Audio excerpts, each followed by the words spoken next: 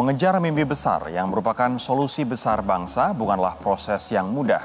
Solusi tersebut bisa dibangun oleh sebagian startup digital. Dan dalam 1 tahun terdapat banyak sekali startup baru tercipta. Namun sebagian besar dari mereka berumur kurang dari 1 tahun. Hanya sebagian kecil dari mereka yang berhasil mencapai tahap pendanaan. Lantas apakah kita harus menyerah?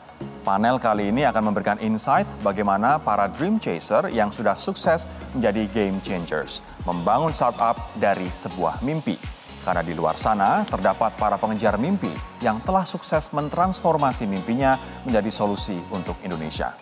Jangan putus asa, karena melalui mimpi semua orang memiliki peluang yang sama. Dan siapa tahu, mimpi kalian merupakan solusi bagi puluhan atau bahkan ratusan juta orang. Inilah generasi digital yang berhasil menjadikan mimpinya menjadi sebuah solusi untuk Indonesia. Di sesi ini, Wisnu Tama, Ferry Unardi, Erick Thohir, Ahmad Zaki, dan William Tanuwijaya berbagi pengalaman dalam mengejar mimpi mereka yang pada akhirnya menjadi solusi bagi banyak orang. Kesuksesan yang membanggakan nama baik bangsa dan memberi dampak besar pada jutaan orang inilah yang menjadikan mereka successful game changer. Dipandu Dila Karinta, panel ini dibuat untuk mewujudkan mimpi besar generasi digital dalam menciptakan startup. Are you all dream chasers? Yes? You over there, you dream chasers? Okay, great. Sekarang kasusnya seperti ini. Dalam 1 tahun di Indonesia atau dimanapun di dunia ini memang ratusan ribu atau bahkan jutaan startups muncul. Tapi gimana sih sebenarnya kita untuk bisa meng-keep itu, membangun itu atau bahkan membuat impact dari ide-ide startup ini? Sekarang apa sih yang harusnya kita miliki agar kita bisa mendapatkan atau menjalani ide-ide kita hingga akhirnya kita bisa mencapai mimpi-mimpi itu? Kita tanya langsung. Sebenarnya kita tuh dengar Mas William tuh kayak, oh masih muda nih udah bikin Tokopedia dan segala macam, sudah menjadi CEO. Lalu yang sudah merubah banyak, you saved life lah basically. How did you believe in yourself untuk benar-benar enggak, saya settle, saya fix mau menjalankan Tokopedia sampai ujung nanti?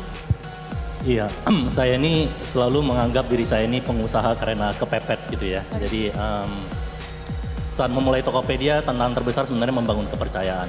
Orang-orang saat itu bahkan advice terburuk yang pernah saya dapatkan seumur hidup yang mengubah hidup saya, itu justru bilang, William kamu masih muda dan muda itu cuman sekali. Jangan sia-siakan masa muda kamu. Role model kamu orang-orang Silicon Valley, mereka adalah orang spesial, carilah mimpi yang lebih realistis. Aku pikir Indonesia kita seakan-akan tidak punya konsep Indonesian Dream gitu ya, padahal di Amerika ada American Dream gitu. Tapi justru saya belajar dari semangat para pejuang Indonesia memperebutkan kemerdekaan Indonesia. Baru saja kemarin kita merayakan Hari Kemerdekaan Indonesia ke-74. Kebetulan juga hari ulang tahun Tokopedia ke-10. Terima kasih. Saat pejuang kemerdekaan kita memperebutkan kemerdekaan kita, kalau kita baca buku sejarah itu kan modalnya cuma bambu runcing gitu ya. Pejuang kemerdekaan kita itu nggak cengeng lah, nggak nunggu sampai kita punya persenjataan canggih. Jadi modal mereka itu sebenarnya keberanian untuk memulai, kegigihan untuk bangkit setiap kali gagal, dan yang paling penting itu harapan. Harapan bahwa walau nyawa jadi taruhan, satu hari nanti Indonesia akan merdeka. Saat saya mendapatkan advice tentang udah jangan mimpi di siang bolong, itu saya justru teringat bahwa Indonesia ini justru dibangun oleh pendiri bangsa kita, Bung Karno. Dia kan seorang pemimpi juga, bahkan dia pernah bilang bermimpilah setinggi langit, jika kita jatuh kita akan jatuh di antara bintang-bintang. Jadi bermimpi itu ada dua, bermimpi dengan mata tertutup ya udah jadinya mimpi saja, mimpi di siang bolong. Tapi bermimpi dengan mata terbuka, itu apa yang kamu mimpikan, kamu pikirkan, kamu ucapkan, dan kamu lakukan secara konsisten. Jadi saya pikir kalau semua bangsa Indonesia kita bisa bermimpi dengan mata terbuka, sebenarnya nggak ada hal yang terlalu besar atau mimpi terlalu besar untuk kita wujudkan. Setiap harinya mudah sekali kita menemukan 1001 alasan untuk gagal, tapi kita cuma butuh 1 alasan untuk bisa. Wow.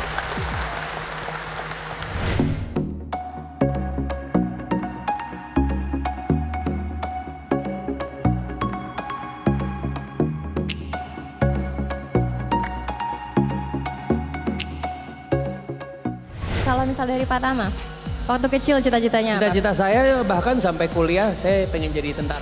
Pengen jadi tentara? Ya, sampai mendapatkan beasiswa di sekolah militer di Amerika. Ya. Dalam perjalanannya itu ternyata ada opportunity lain, ada perubahan-perubahan.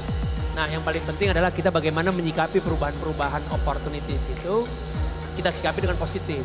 Sehingga pada saat kita tidak bisa mencapai cita-cita yang dari kecil itu tidak terwujud, ya jangan sampai down, tapi tetap bangkit lagi, bersyukur dengan opportunity yang kita dapatkan dan memanfaatkan itu sebaik mungkin. Gitu. Baik kalau begitu ya, berarti bangkit kembali dan mengambil opportunity lainnya ya. Apa ceritanya kok dari militer itu terus tiba-tiba menjadi seorang creative director, bukan hanya bagian kreatifnya tapi you led tim dan orang-orang dan memotivasi bahwa ini loh visionnya, bisa loh kita sampai sini. How do you believe in that yourself and how do you make others believe in you? Terus terang saat itu saya ragu. Ragunya kenapa? Infrastruktur, birokrasi dan lain sebagainya pada saat itu kurang mendukung. Dan yang kedua yang lebih menyedihkan lagi adalah seluruh teman-teman saya, lingkungan saya 95% menyarankan untuk saya tidak ikut membantu Asian Games. Dengan resikonya dan segala macam. Yang ketiga saya melihat sejarah daripada Asian Games. Terakhir kita melakukan tahun 62. Berarti mungkin kita nggak tahu kapan lagi melakukannya. Mungkin para milenial yang ada di ruangan ini saat the next Asian Game sudah jadi kolonial. Artinya sudah tua, ya kan? Tua, sudah sangat tua bahkan, ya kan? Kalau kalian umur 30, 40 sekarang atau 20 pun, the next Asian Game mungkin umur 70, 80. Kalau panjang umur, ya kan gitu. Nah berarti pada saat itu ada satu momentum window yang dipercayakan kepada kami untuk membuat bangsa ini bangga. Only few hours, ya, 2,5 jam, 2 jam lebih, ya. Tapi paling enggak di situ ya pada saat kita presentasi konsep, saat itu masih labil. Pada saat membayangkan itu terjadi gitu ya, saya membayangkan kalau benar-benar bisa terwujud seperti yang dibayangkan, diimajinasikan, bangsa ini insya Allah bangga. Jadi kalau menjadi sesuatu yang wah, alhamdulillah akhir menjadi sesuatu seperti itu adalah prosentasinya sebenarnya kecil. Tapi kalau kita cuman pesimis, ya kebanyakan teori, ya saya lihat orang tuh lihat hasil karya orang tuh diteorikan aja ya kan, dibikin teori begini, nggak buat apa-apa kita, ya kan. Lebih baik saya memilih dan kami memilih untuk berbuat sesuatu. Mulai aja dulu kalau kata William, dia gitu. Mulai aja dulu deh, jangan ngemeng doang lo jadi orang gitu.